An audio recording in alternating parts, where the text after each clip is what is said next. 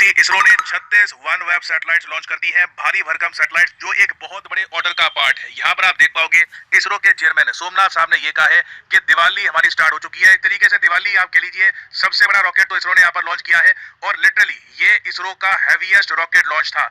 इससे ज्यादा भारी पेलोड इसरो ने आज तक इकट्ठा कभी लॉन्च किया नहीं है। साथ ही साथ इसरो ने यही बता दिया है कि जून 2023 में फाइनली चंद्रयान 3 भी लॉन्च किया जाएगा। इसका हम सब वेट कर रहे होंगे ऑफ कोर्स। मगर जो ये 36 OneWeb सैटेलाइट लॉन्च करी है ना, ये मैं आपको बता दूं एक बहुत बड़ी अकॉम्प्लिशमेंट है इसरो के लिए। ये मत यहाँ पर एज्यूम करना कि 36 माइक्रो सैटेलाइट्स है, लॉन्च करते रहते हैं, हम पहले भी करी थी, कुछ यूएस की होंगी, कुछ कहीं की होंगी। नहीं, OneWeb की सैटेलाइट्स बहुत ज्यादा हैवी होती है और ये टोटल जो एक ऑर्डर है ये 1000 करोड़ रुपीस का है। OneWeb कंपनी ने इसरो को ये कहा कि आप हमारी 72 सैटेलाइट्स लॉन्च करो और इसके लिए हम आपको देंगे 1000 करोड़ रुपए। 36 अभी हमने लॉन्च करी है, बाकी की जो 36 सैटेलाइट्स है ये हम लॉन्च करेंगे जनवरी 2023 में। और ये जो बड़ा ऑर्डर है 1000 करोड़ रुपीस का, ये एक्चुअली जा सकता था रशिया के पास, मगर सिंस रशिया ने रिजेक्ट कर दिया OneWeb को, दोनों के रिलेशंस खराब हो गए। उसके बाद ये ऑर्डर बाय डिफॉल्ट पहुंच गया इसरो के पास। ना बताऊंगा आपको यहाँ पर सारी कहानी। तो जब मैं यहाँ पर कह रहा था ना कि OneWeb की सैटेलाइट्स भारी भरकम है, तो यहाँ पर आप देख सकते हो ये आपके सामने पेलोड का ऊपर का कवर है। इसके अंदर सैटेलाइट्स नहीं, अभी ये पेलोड का कवर है, रॉकेट के ऊपर का पार्ट है।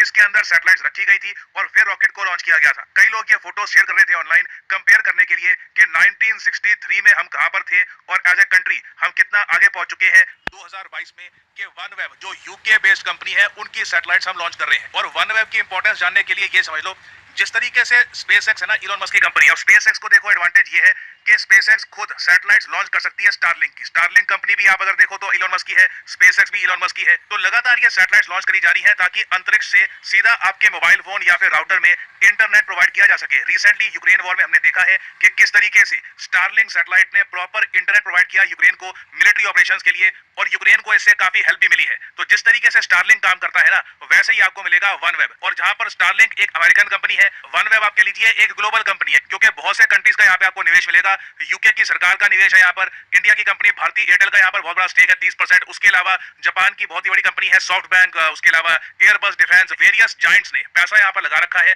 और फिर बना है OneWeb। और OneWeb का टारगेट ये है कि आने वाले कुछ सालों में ये लोग हजारों सैटेलाइट लॉन्च करेंगे स्टारलिंक की तरह। जिस तरीके से हम काफी बार देखते हैं कि अंतरिक्ष में लाइन से जारी होती है स्टारलिंक की सैटेलाइट्स, लोग कंफ्यूज कर जाते हैं कि कोई एलियन तो नहीं है, तो वैसे ही बहुत ही जल्द आपको दिखेगी OneWeb की सैटेलाइट्स। और OneWeb अकेली कंपनी है जो इलॉन मस्क की स्टारलिंक को थोड़ी बहुत चुनौती दे सकती है। मगर रिसेंटली क्या हुआ कि OneWeb को बहुत बड़ा झटका लगा जब रशिया ने इनका एक मेजर ऑर्डर कैंसिल कर दिया। जब रशिया ने यूक्रेन पे अपना स्पेशल ऑपरेशन वॉर जो भी आप कहना चाहे कह सकते हैं, जैसे ही रशिया ने यूक्रेन पे आक्रमण किया, उसके बाद यूके की सरकार ने लगा दिए सैंक्शंस रशिया पर। रशिया नाराज हो गया। रशिया ने कहा कि अच्छा ठीक है, OneWeb कंपनी में यूके की सरकार का निवेश है ना, उसके अलावा OneWeb के जो हेडक्वार्टर्स है ये भी यूके बेस्ड है। तो रशिया ने क्या किया कि OneWeb का ऑर्डर कैंसिल कर दिया। OneWeb ने यूक्रेन वॉर से पहले रशिया की स्पेस एजेंसी रॉसकोमोस को कहा था कि हम मिलियंस ऑफ डॉलर्स आपको देंगे, आप हमारी भारी भरकम सैटेलाइट्स अंतरिक्ष में लॉन्च कर दो। मगर इन दी एंड हुआ क्या, रशिया ने ये जो वीडियो आप देख रहे हो ये वीडियो पोस्ट कर दी ऑनलाइन, जहां पर जो रॉकेट था जहां पे OneWeb की सैटेलाइट्स थी, वहां से यूके का झंडा, बाकी कंट्रीज का झंडा सब हटा दिया गया, सैटेलाइट्स उतार दी गई और वो सैटेलाइट्स वापस OneWeb को मिली या नहीं मिली इसका भी कुछ पता नहीं है। टोटल बताया जाता है कि $230 मिलियन का झटका लगा था OneWeb को रशिया के इस मूव की वजह से। और आपको याद होगा जब मैंने ये टॉपिक कवर किया था आज से कई महीने पहले, मैंने आपको उसी वक्त बता दिया था कि ये जो ऑर्डर है हो सकता है कि भारत के पास आ जाए। और इस केस में यहाँ पर हुआ यही है, यूके की सरकार ने भारत को कहा कि इसरो के जरिए जो ये सैटेलाइट्स है लॉन्च आप कर दीजिए, ऑलरेडी हम बहुत ज्यादा लॉस में हैं। और यहाँ पर देखो इसरो पर थोड़ा बहुत प्रेशर था, क्योंकि इतनी ज्यादा भारी भरकम सैटेलाइट्स हमने इकट्ठा कभी लॉन्च करी नहीं थी। OneWeb का भी बहुत कुछ टेक पे था, रशिया से ऑलरेडी इनको लॉस हो चुका था। अगर ये लॉन्च फेल हो जाता तो काफी लॉस होता सबका। मगर जब टाइम आया डिलीवर करने का, तो इसरो ने अपना जो सबसे भारी भरकम रॉकेट है वो यूज किया इन सैटेलाइट्स को अंतरिक्ष में पहुंचाने के लिए। और यहाँ पे आप देखोगे सोशल मीडिया पे काफी बार लिखा होगा कि जी LVM-3 को यूज किया गया है। देखो पहले जिसको हम कहते थे GSLV Mk3, उसे अब हम कहते हैं लॉन्च व्हीकल मार्क 3। तो ठीक है, LVM-3 जो है basically it is GSLV mark 3। याद होगा आपको, इसको मीडिया में काफी बार इसरो का बाहुबली भी कहा जाता है। और इस रॉकेट ने टोटल वेट कितना कैरी किया है अंतरिक्ष में? 6 टन। 6 टन मतलब कि 6000 kg का वेट था इन 36 सैटेलाइट्स का। इतने वेट की ज्यादातर जो सैटेलाइट्स है ना, काफी बार इसरो खुद कभी लॉन्च करता नहीं था। आपने काफी बार देखा होगा कि फ्रांस की का वेट था इन 36 सैटेलाइट्स का।